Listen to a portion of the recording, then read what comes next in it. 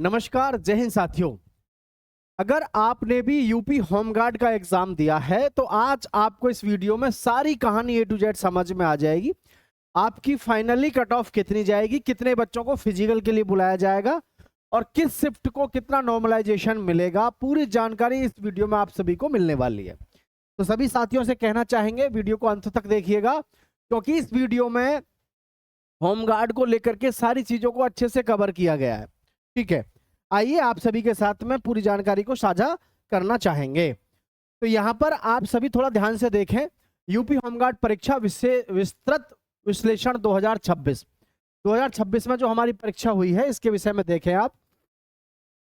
कुल पद हैं 41,424, उसका लगभग 2.7 गुना लिए जाएंगे तो 1,12,000 लगभग जो है बच्चों को लिया जाएगा। ठीक है, कुल उपस्थिति रही है 25 लाख बच्चों ने लगभग फॉर्म भरा था। 19.5 लाख लगभग बच्चों ने जो है अपनी उपस्थिति दी, यानी कि परीक्षा दी है। 19.5 लाख यानी कि 19.5 लाख ने।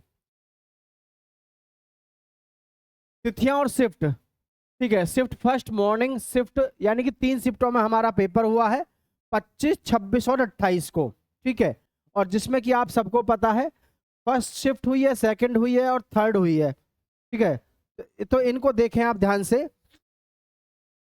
कुल मिलाकर के जो हमारी शिफ्ट बनी है वो 6 के हिसाब से, इसको सब चीज को ध्यान से समझेंगे आप। ठीक है,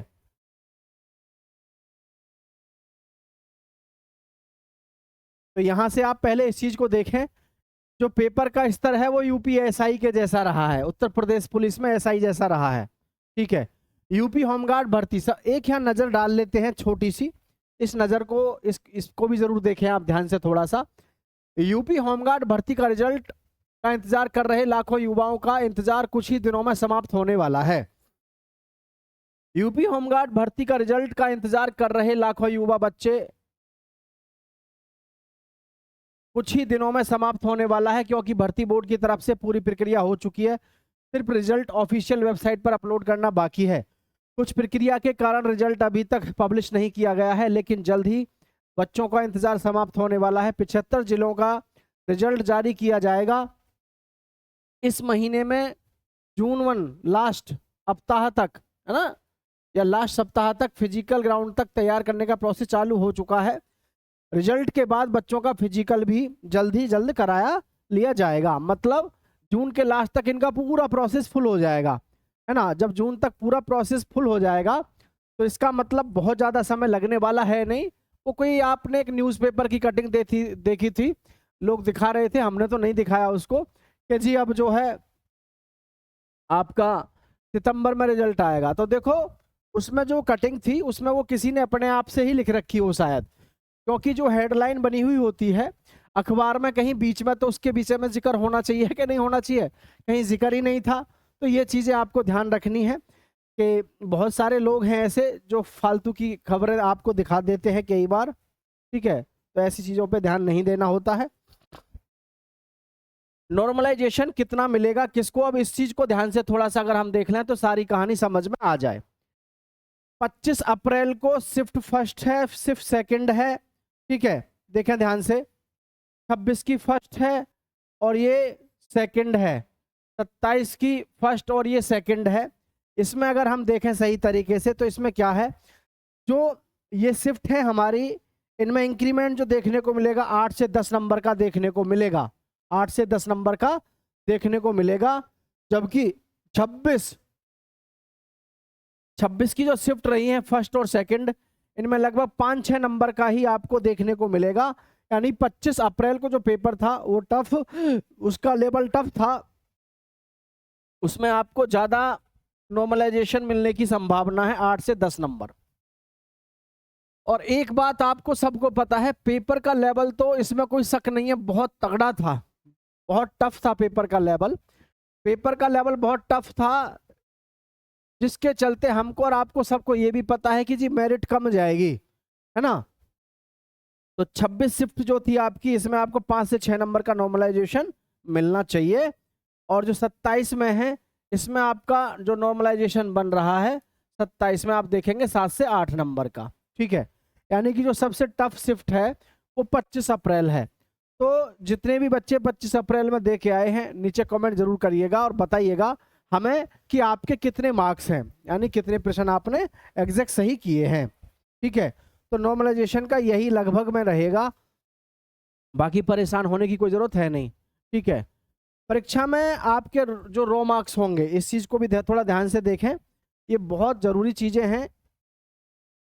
जब आप किसी भी परीक्षा से गुजर रहे हैं उसके हर फेज हर पहलू के बारे में आपको अच्छे से पता होना चाहिए, ये ध्यान रखना आप। ठीक है, कैसे?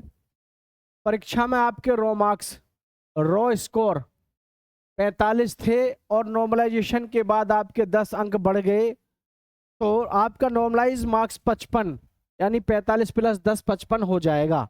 और जो बात मैं आपको शुरू से अब तक समझाता आ रहा हूं कि ये नॉर्मलाइजेशन आपको सिलेक्शन दिला सकता है ना। मान के चलो नॉर्मलाइजेशन मिल गया 10 नंबर का, है ना।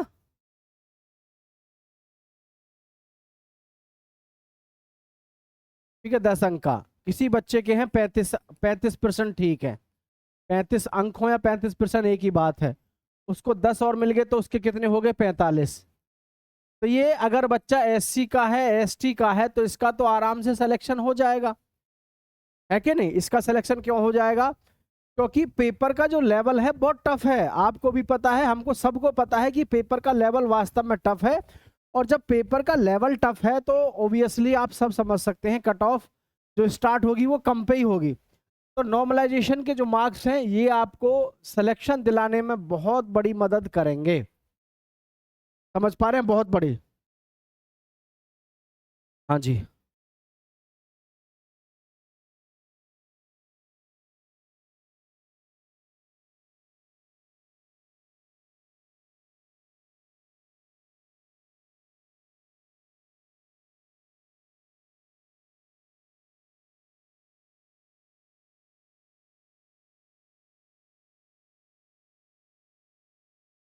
तो यहाँ पर सबसे जो बड़ा क्वेश्चन है ना बच्चों का, उस क्वेश्चन पे मैं बात कर लेता हूँ आप सभी से कि जी आखिर हमारी कट ऑफ क्या रहेगी, है ना। सबसे बड़ा जो डाउट है वो यही है आपका सबका, तो मैं आप सबको बताऊं। देखो, यूपी पुलिस होमगार्ड, पहले एक चीज से एश्योर कर दूं सभी को कि इसमें जो आपका वेतन रहेगा लगभग 28,000 से लेकर के 29,000 के बीच में पर मंथ है आपका, ड्यूटी के अकॉर्डिंग। ठीक है, 28 से 29,000।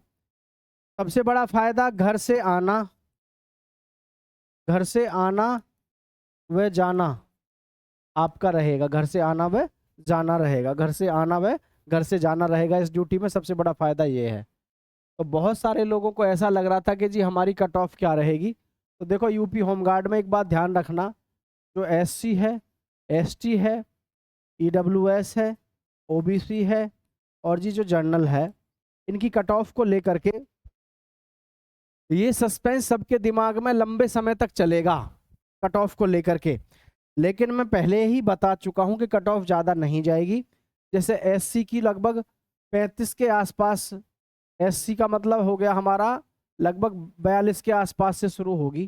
ठीक है, और जो एसटी में लगभग 35 में 37 मान लो यहाँ से शुरू हो जाएगी। क्योंकि उसका रीजन है, जब इनको नॉर्मलाइजेशन मिलेगा 10 नंबर का, मान के चलो इसको मिल गया तो ये हो गया 52, इसको मिला तो ये हो गया 47। ठीक है, तो इसलिए विदाउट नॉर्मलाइज कट ऑफ की अगर हम बात करें तो वो आपकी यही है। ईडब्ल्यूएस में देखें तो ईडब्ल्यूएस में आप यहाँ से सब समझ सकते हो, लगभग ये आपकी चली जाएगी 48-49 के आसपास। ओबीसी में लगभग 50 के आसपास। ठीक है, जनरल की लगभग वही 52 लेकर 52 से 54 के आसपास ये आपकी लगभग कट ऑफ रहेगी। ठीक है, लड़कियों की भी लगभग यही रहेगी। हाँ, वो चीज़ अलग है कि आप देख रहे होंगे अलग अलग हर व्यक्ति अपना आइडिया देता है, कोई 60 भी बता रहा है, कोई 70 बता रहा है, लेकिन सच्चाई आपको सबको पता होना चाहिए। पेपर का लेवल ही वास्तव में इतना कठिन है ना।